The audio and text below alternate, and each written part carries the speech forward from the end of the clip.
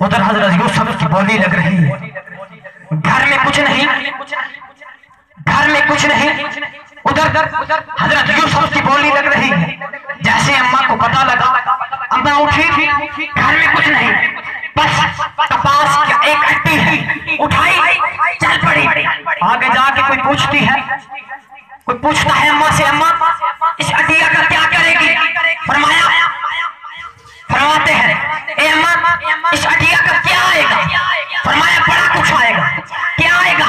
ادھر تو بڑے بڑے شہنشاہ لٹ رہے ہیں، تو ایک اٹیا لے کے چل رہی ہے۔ فرمایا کچھ نہیں آئے گا تو کچھ نہیں صحیح، بس لسٹ میں نام تو آئے گا نا۔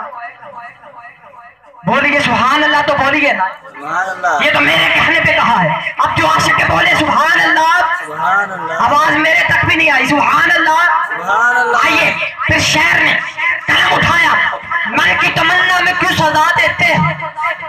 کبھی ہیرے کو کلی میں بدل دیتے ہیں، کبھی مٹی کو کلی میں بدل دیتے ہو۔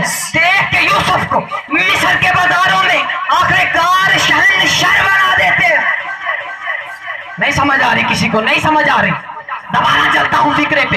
دیکھ کے یوسف کو مصر کے بازاروں میں آخر کار شہنشاہ بنا دیتے ہو۔